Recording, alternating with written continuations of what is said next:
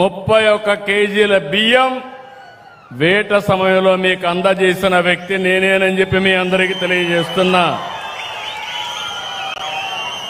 ఇంకో పక్క ఓసారి సముద్రంలో తుఫాన్లు వస్తాయి. తుఫాన్లు వస్తే ఒక రోజు 2 రోజులు కాదు, తుఫాను రాకుండా ముందు వచ్చిన తర్వాత కూడా సముద్రంలోకి పోలేరు. అందుకే 50 కేజీల బియ్యం సహాయాన్ని రెట్టింపు చేసిన ప్రభుత్వం తెలుగుదేశం ప్రభుత్వం, గుర్తుపెట్టుకోవాలి. మళ్ళీ 2014-15 ఆ రోజు మళ్ళీ ఆలోచించాను. 2000తో ప్రారంభించాను. 2016-17 మళ్ళా 4000కు పెంచాను. 2019 10,000కు పెంచాను. అదే 5 ఏళ్లు ఇచ్చారు తప్ప ఒక్క పైసా కూడా మీకు ఇవ్వలేదు. అవునా కాదా అని మిమ్మల్ని అడుగుతున్నా. ఈరోజు మీ ప్రభుత్వం వచ్చింది, మళ్ళీ 10,000 నుంచి 20,000 చేసిన ప్రభుత్వం ఈ ప్రభుత్వం. నేను ఇక్కడతో ఆగడం లేదు. సముద్రం మీ పక్కనే ఉంది. సముద్రంలో అపారమైన సంపద ఉంది. ఆ సంపదను ఉపయోగించి మిమ్మల్ని అందరినీ పేదరికం నుంచి పైకి తెచ్చే బాధ్యత ఈ ప్రభుత్వానికి హామీ ఇస్తున్నా. మామూలు కాదు. 1053 కిలోమీటర్లు సుదీర్ఘమైన తీరం మన సంపద, మన బలం. లక్షలాది మత్స్య కార్మికులు జీవనోపాధి పైన ఆధారపడుతున్నారు.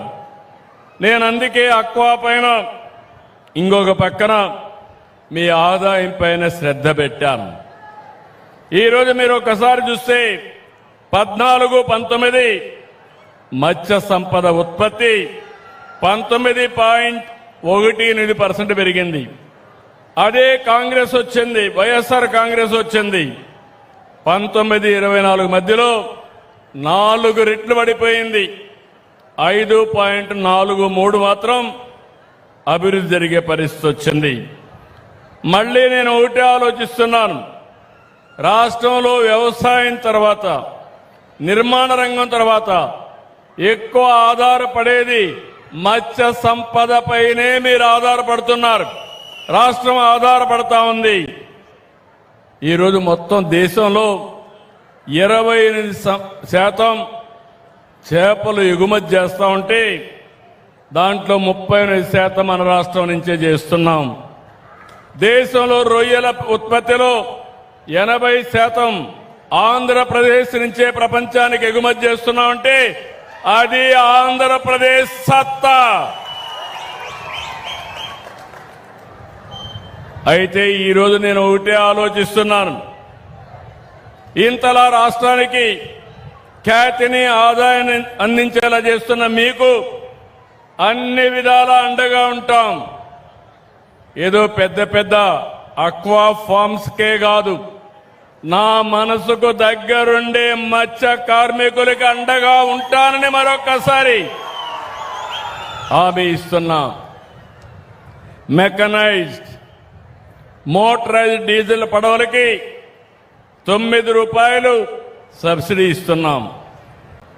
మెకనైజ్డ్ పడవలకి 3,000 లీటర్లు, మోటరైజ్డ్ పడవలకి 300 లీటర్లు సబ్సిడీ అందిస్తున్నాం. 26, 27,